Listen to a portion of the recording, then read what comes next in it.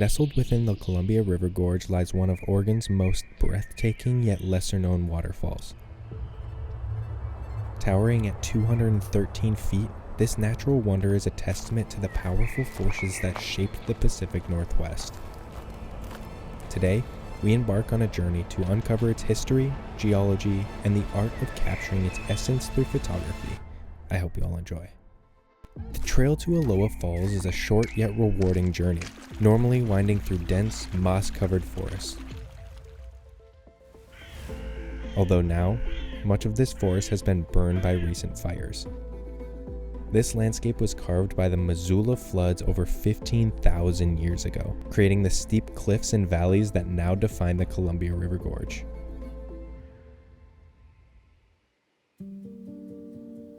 But long before the European settlers arrived, the land surrounding Elowah Falls was home to the indigenous peoples, including the Chinookwan and Wasco-Wishram tribes. These communities thrived along the Columbia River, utilizing its abundant resources for fishing, trade, and cultural practices. Like many other natural landscapes in the region, Elowah Falls was woven into their oral histories and spiritual traditions.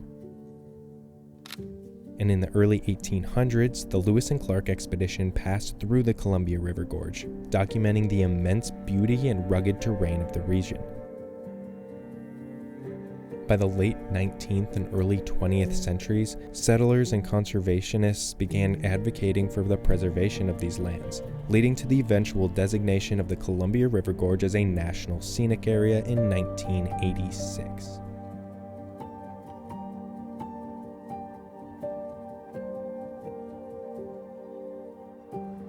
Now as we approach the falls, the sound of the cascading water fills the air. Here, the elements combine: rock, water, and air, to create an ever-changing scene of natural beauty.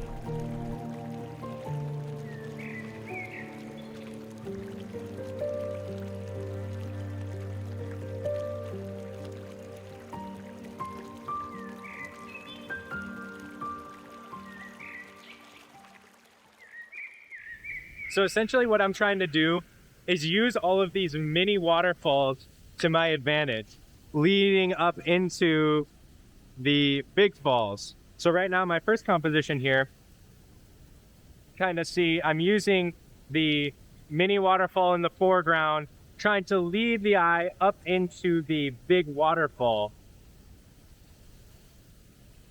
And so I've been just playing around with different foregrounds using my wide angle lens. Unfortunately, my Zeiss 16-35 kind of failed on me and stopped working. Probably need to get that fixed, but I've used the Rokinon 12mm f2 lens, and it's been wonderful. It's actually easier to focus because it's a manual lens, so I can just set the focus point and then be done with it. I kind of have it all the way out into infinity and made sure I checked the sharpness. But like I said, I've been just using these mini waterfalls down below Elowah Falls to kind of use as a foreground with the wide angle lens.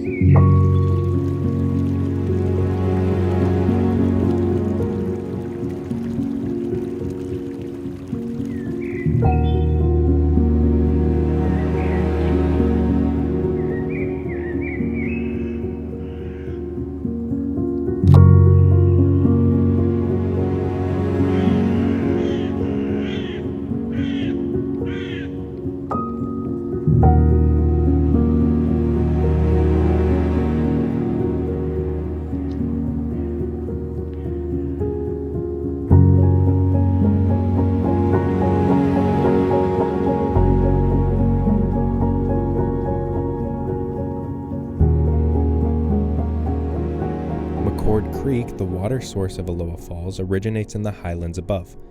Over time, erosion and shifting landscapes have shaped the waterfall's distinctive plunge. The basalt cliffs surrounding it are remnants of ancient volcanic activity, further adding to its geological significance. So I've come up a little bit further from the falls, trying to keep my gear as dry as possible, not going down too close to the falls for too long. But I pulled out the Telephoto Sigma 100-400 lens, and in contrast to what we were doing down closer to the water, I want to really take this lens and zoom in to the falls and essentially try to capture stories, shapes, and characters within the falling water. So I'm gonna be using a very high shutter speed, probably doing it handheld with a high rate of shooting. And essentially I'm just going to zoom in between 100 and 400 and get really close to the falls. And then in post, I'm gonna use more of an aggressive dodging and burning type of post-production style and really try to bring those shapes, textures, and characters out in the image. So you can kind of see there, as the water's falling, it kind of separates and comes together in different points as it falls. So we want to try to capture images and experiment with images from all the way from the top to the bottom. But honestly, I really like when I'm doing this kind of photography to focus on the bottom third of the falls, because that's where it's spread out the most and I feel like it creates the most unique shapes.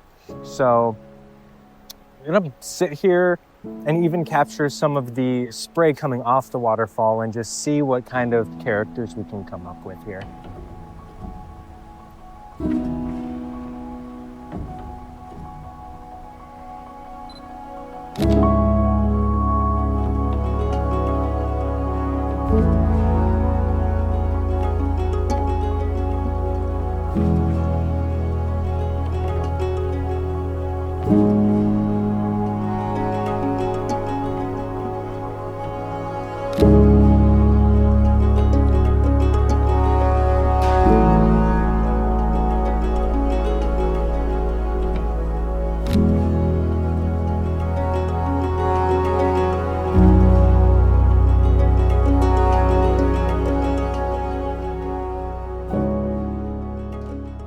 Elowah Falls is more than just a destination.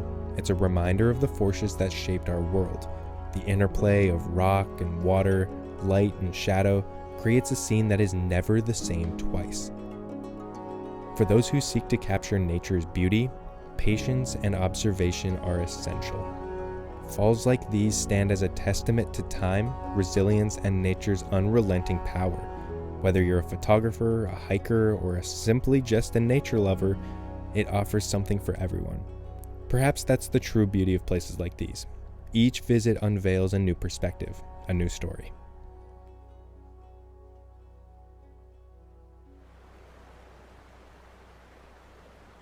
And another technique that I've been trying to use is taking two images of the same composition, but at different shutter speeds. So I have one at a slow shutter speed with that long exposure effect. And then I have another at a slower shutter. And so I'm going to blend these two together, maybe, and use this one for the foreground and then the short exposure for the waterfall. For me, I personally think because the waterfall is falling down, up and down, I like to use a vertical composition most of the time when using a wide angle lens to really accentuate that falling motion. I think the vertical lines of the waterfalls really lends itself well to vertical compositions. However, you always want to try both to see what you like, depending on the foreground, depending on what's around the waterfall, the environment around you, what the lighting is doing. With a wide angle lens, taking it handheld without a tripod and moving around and just seeing what you can do with different foregrounds is really all I'm doing here. So I came over here, like that last composition I mentioned, and I literally just had my camera like this, and I was searching around. That looks cool. Let's set up a tripod, get really refined with that idea, and play around with it then. I feel like if you start moving around with a tripod right away, it's going to be hard to maneuver and be fully creative. So being able to go around with just a handheld camera with a wide angle lens, I think is really important, and it'll help you find compositions easier.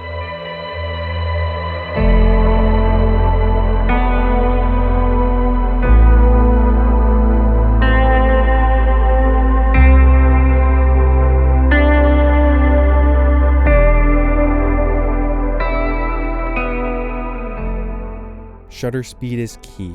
A fast shutter speed freezes the motion, revealing every droplet in the water. Slow shutter speed combined with an ND filter transforms the water into a soft, mist-like veil, emphasizing the fluid motion. For long exposures, I tend to lean towards about 1/3 of a second as my shutter speed, although you can go much longer than that. So I hope you all learned something from this week's video. If you didn't already know, I started a Discord server for the entire community to come together, share photos, and give feedback, and then at the end of every month, I'll be selecting one of your photos as a monthly contest winner. Other than that, if you could subscribe to my newsletter for all sorts of updates, and then for vlog, blog, and other video updates, if you could like and follow my Facebook page. Other than that, thank you all so much for watching, and I'll see you in the next one.